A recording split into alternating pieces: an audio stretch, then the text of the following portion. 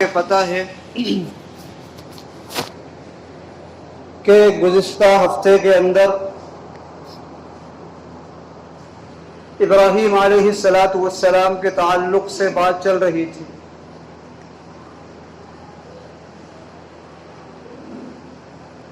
اور وقت کی کمی کی وجہ سے بیچ میں ہی رکنا پڑا تھا۔ ابراہیم علیہ السلام ابو الانبیاء ہیں،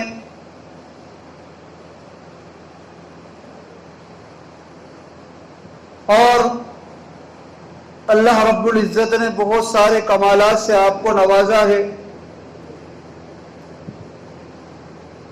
دنیا کے اندر جو آسمانی تین مذاہب ہیں، یہودیت، عیسائیت اور اسلام، یہ تینوں کے تینوں مذاہب والے ابراہیم علیہ السلام کو مانتے ہیں۔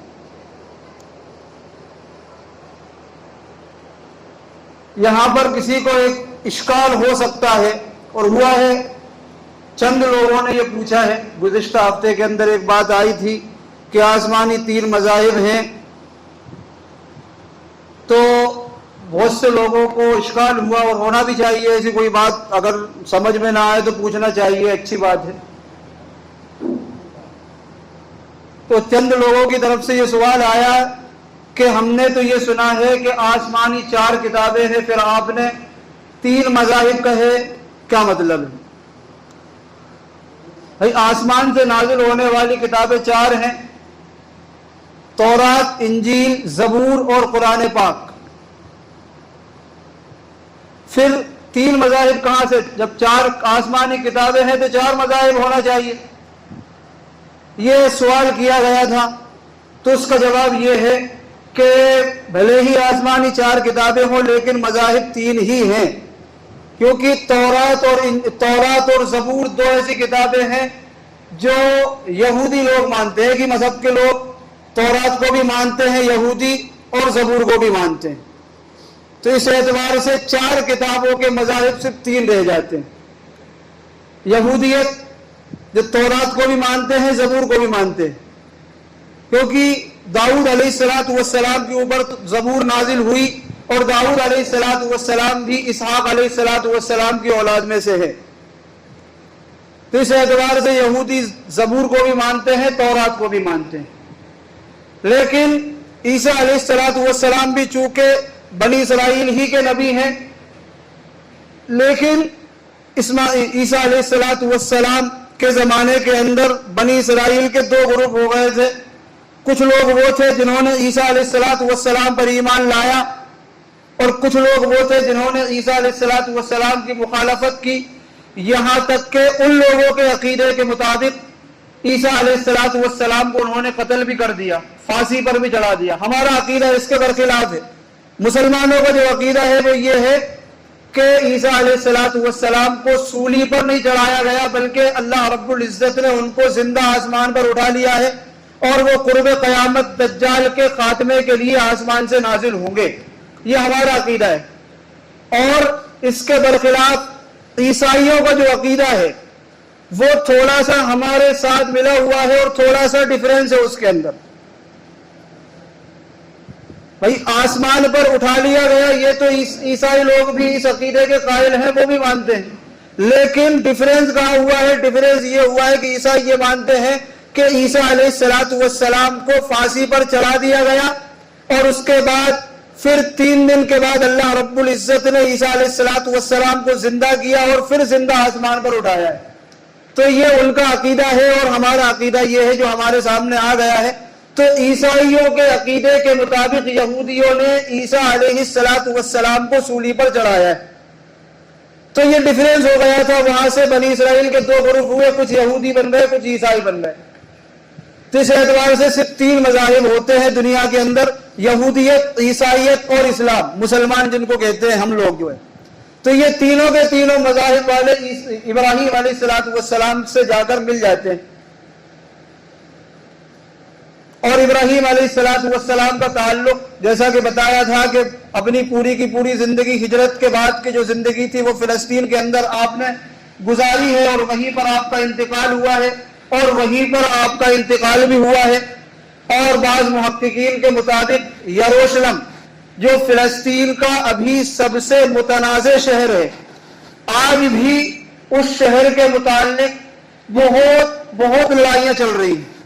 ابھی 1 جولائی کی بات ہے، جو بالکل پکی بات ہے کہ اسرائیل جو یہودیوں کا ملک ہے، اس اسرائیل نے 1 جولائی کو مسجد اقصی جہاں پر واقع ہے فلسطین کے اندر، یروشلم شہر کو پورا کا پورا گھیر لیا ہے، اور وہ پوری کی پوری اس کوشش میں ہے کہ یروشلم کو پورے طور پر اسرائیل کے ساتھ ملا لیا جائے۔ تو کہنے کا مطلب یہ ہے کہ آج بھی لڑائیاں چل رہی ہے۔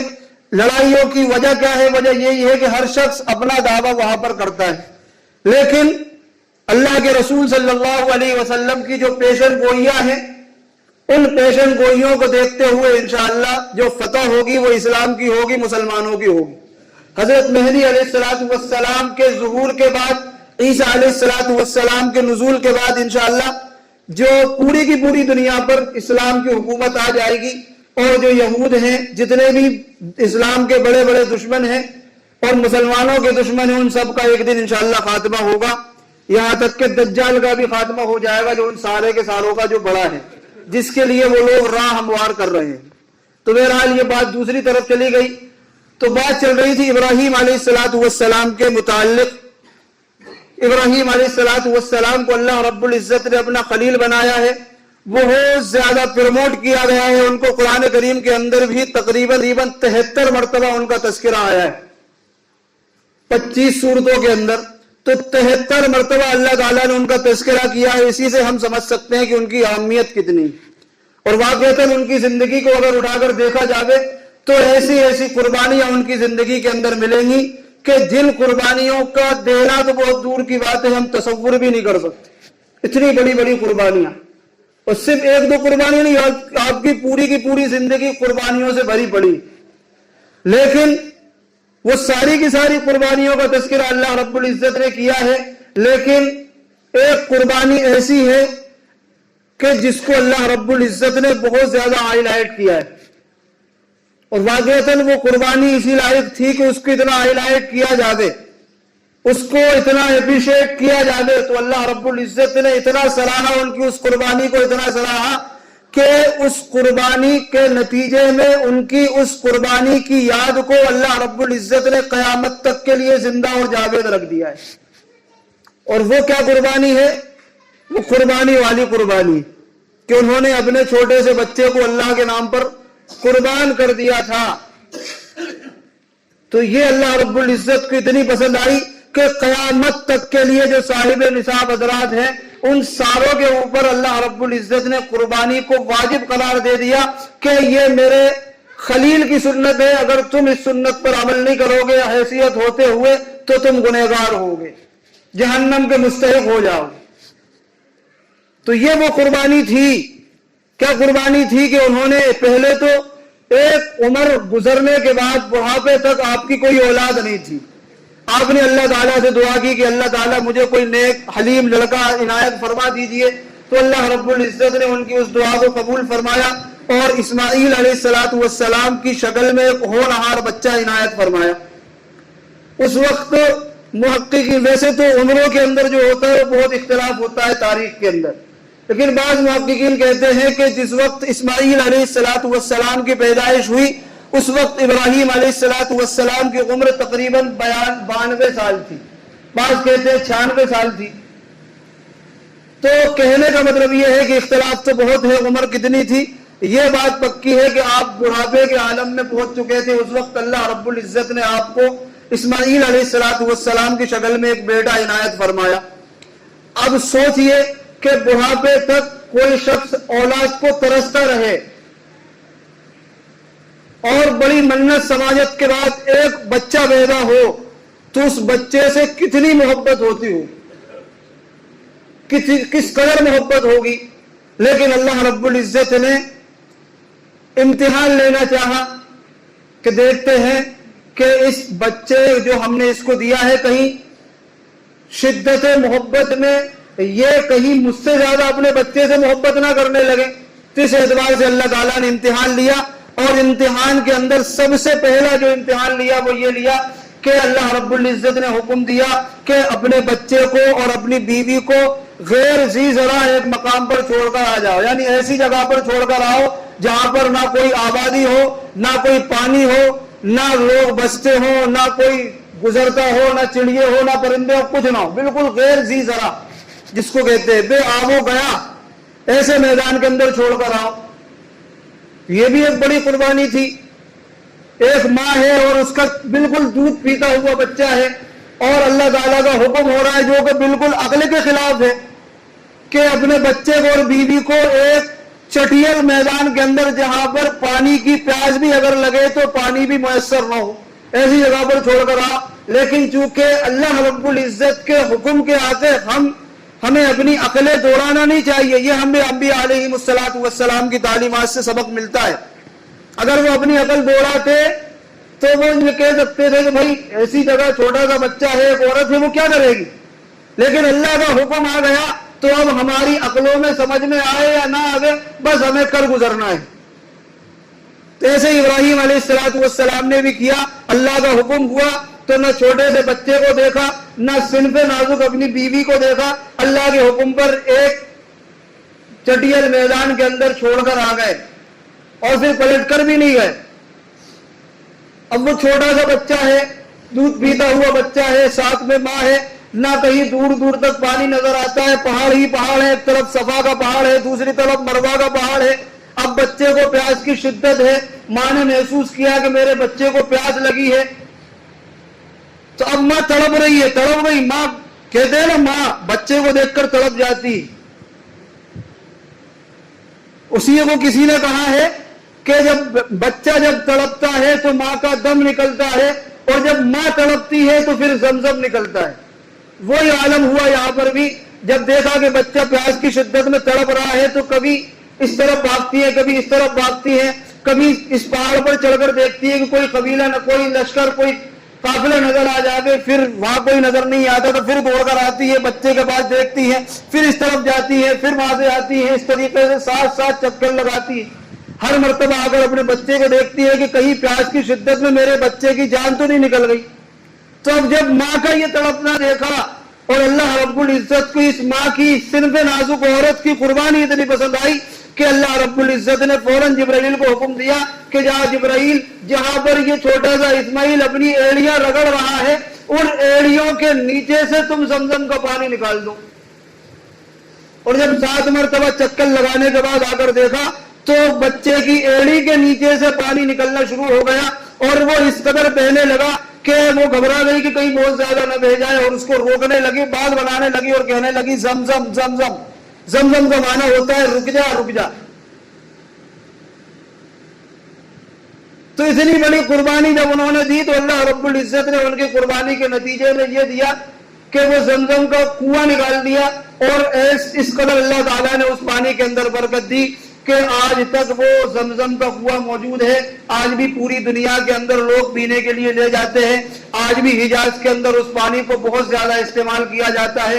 حالانکہ چھوٹا سا کنواں ہے لیکن اس کے اندر کبھی کمی نہیں ہوتی، اور اللہ تعالیٰ نے ایسی تاثیر اس پانی کے اندر رکھی ہے کہ جس مقصد کے لیے زمزم کو پیا جائے اس مقصد کے اندر کامیابی ہوگی۔ جس بیماری کو دور کرنے کے لیے وہ پانی پیا جائے اس بیماری سے شفا ہوگی۔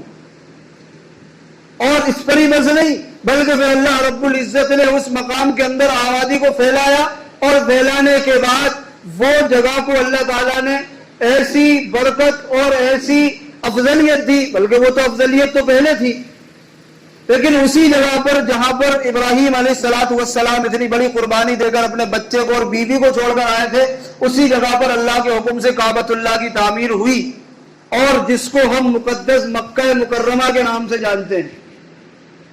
تو اللہ تعالیٰ کا نظام ہے جیسی قربانی ویسی مہربانی۔ تو پہلی قربانی تو یہ بہت بڑی قربانی تھی، اس کے بعد پھر اب بچہ جب بڑا ہوا، تھوڑا سا چلنے پھرنے کے لائق ہوا، تو اب باپ دوسری جگہ ہے، بیٹا دوسری جگہ ہے۔ اب جہاں پر باپ ہے اللہ تعالیٰ نے خواب دکھایا کہ صبح اٹھ کر دیکھا کہ میں نے خواب میں دیکھا ہے کہ جو میری محبوب چیز ہے میں اس کو اللہ کے نام پر قربان کر رہا ہوں، غور کیا سب سے محبوب چیز کون سی ہے, پتہ چلا کہ مجھے سب سے محبوب دنیاوی اعتبار سے میرا بچہ ہے جو کہ بڑھاپے کے عالم میں مجھے ملا ہے. تو نبیوں کا جو خواب ہوتا ہے وہ بھی وہی ہوا کرتا ہے, کیونکہ نبیوں کے خواب کے اندر ذرہ برابر بھی جھوٹ شامل نہیں ہوتا. کیوں؟ اس لیے کہ ہم جب سوتے ہیں تو ہماری آنکھوں کے ساتھ ہمارا دل بھی سو جاتا ہے, لیکن نبی جب سوتے ہیں تو نبی کی صرف آنکھیں سوتی ہے, دل نہیں سوتا ہے. اس اعتبار سے نبی کا جو خواب ہوتا ہے وہ بھی وہی ہوتا ہے. اب اللہ تعالیٰ نے خواب کے اندر یہ بتایا کہ تم اپنے بچے کو ذبح کر رہے ہو, تو اس کا سیدھا مطلب یہی تھا کہ اللہ تعالیٰ نے مجھے اپنے بچے کو ذبح کرنے کا حکم دیا ہے. فوراً اللہ تعالیٰ کے حکم پر لبیک کہتے ہوئے اپنے بچے کی طرف نکلے, اور وہاں جا کر اگر چاہتے تو بغیر بچے کو خبر دیے ہوئے کسی بھی مقام پر لے جا کر ذبح کر دیتے, لیکن ان کو دیکھنا تھا کہ میری قربانیوں کے نتیجے میں مجھے اولاد جو ملی ہے, کیا میری اولاد بھی انہی اوصاف کے ساتھ پیدا ہوئی ہے. تو بچے سے تذکرہ کیا کہ قال یا بنی انی ارا فی المنام انی اذبحک فانظر ماذا تری, کہ میرے بچے میں نے ایک خواب دیکھا ہے کہ میں تجھ کو ذبح کر رہا ہوں, پتہ تیری کیا رائے. یعنی اللہ کا حکم ہوا ہے کہ میں تجھ کو اپنے ہاتھوں سے ذبح کر دوں, تو تیری کیا رائے ہے, تو ذبح ہونا چاہتا ہے. تو بچہ بھی بچہ تھا, وہ بھی اپنے وقت کا نبی ہونے والا تھا. اس بچے نے بھی جواب دیا یا ابت افعل ما تؤمر, اے میرے ابا آپ کو اللہ تعالیٰ کی طرف سے جو حکم ہوا ہے وہ کر گزریے. ستجدنی انشاءاللہ من الصابرین, انشاءاللہ آپ مجھے صبر کرنے والا پائیں گے. ایسا نہیں ہو سکتا ہے کہ میں اللہ تعالیٰ کے حکم کے مقابلے میں اپنی جان مجھے زیادہ پیاری نہیں ہو سکتی. جس طریقے سے آپ اللہ رب العزت کے حکم کے مقابلے میں اپنی کسی چیز کو محبوب نہیں رکھتے, تو میں بھی آپ کی اولاد ہوں, مجھے بھی اپنی جان اللہ تعالیٰ کے حکم کے مقابلے میں کچھ بھی پیاری نہیں.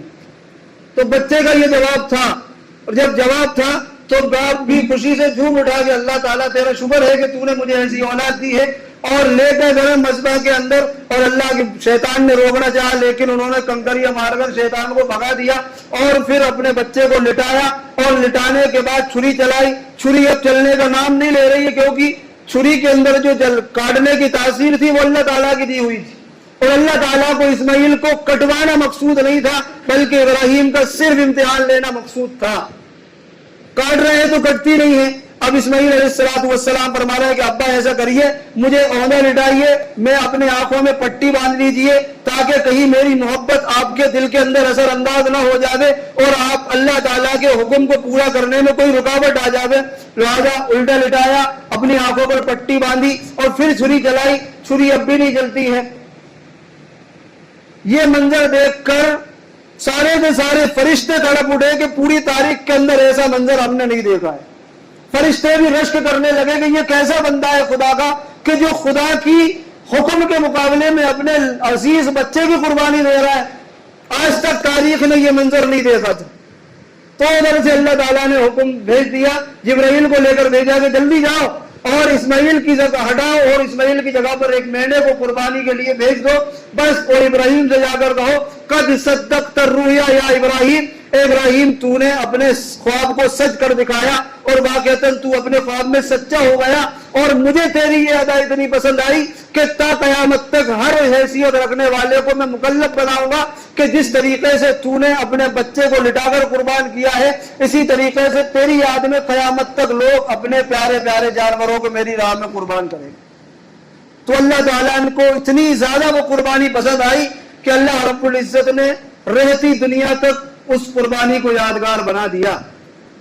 اب وہ قربانی کیا ہے, قربانی کا مقصد کیا ہے, قربانی کا فلسفہ کیا ہے, قربانی کے احکام کیا ہے, قربانی کے مسائل کیا ہے, اور قربانی کرنے کی فضیلت کیا ہے, قربانی نہ کرنے پر وعید اور عذاب کیا ہے, اور ہمارے زمانے کے اندر کچھ غلط فہمیاں ہیں قربانی کے تعلق سے, اور بہت سارے ایسے مسائل ہیں جن سے ہم واقف نہیں ہیں. تو انشاءاللہ تقریباً شاید کے 3 ہفتے ابھی باقی ہیں, تو آئندہ ہفتوں کے اندر انشاءاللہ یہ ساری کی ساری باتوں پر انشاءاللہ گفتگو ہوگی. لیکن گزارش یہ ہے کہ بھائی کوئی بھی بات ہم ادھوری نہ سنیں, ہر بات ہم پوری سنیں. اس لیے گزارش یہ ہے کہ 12:50 سے مؤذن صاحب سے بھی درخواست ہے کہ ہر جمعے کو 12:40 پر اذان ہوگی, اور 5 منٹ سنتوں کے لیے دیے جائیں گے اور 12:50 پر باقاعدہ انشاءاللہ بیان شروع ہو جائے گا. تو سارے کے سارے حضرات سے گزارش یہی ہے کہ 12:50 سے پہلے مسجد کے اندر تشریف لے آئیں تاکہ قربانی کے تعلق سے جو اہم باتیں ہیں وہ ہمارے کانوں کے اندر پڑ جائیں، کیونکہ ہمارا سابقہ پڑھنے والا ہے. اس لیے ہم قربانی کر رہے ہیں تو اس قربانی پر ہمیں کیا مل رہا ہے وہ بھی ہمیں معلوم ہونا چاہیے، اور اگر قربانی ہمارے اوپر واجب ہے اگر نہیں کریں گے تو ہمیں کیا ملے گا وہ بھی ہمیں معلوم ہونا چاہیے. اس لیے گزارش یہ ہے کہ تھوڑے سے جلدی آنے کی فکر کریں تاکہ کوئی بات ہماری اہم رہ نہ جائے. ٹھیک ہے انشاءاللہ. اللہ تعالیٰ عمل کی توفیق عطا فرمائے. وقت ہو گیا ہے، جن حضرات نے سنت نہ پڑھی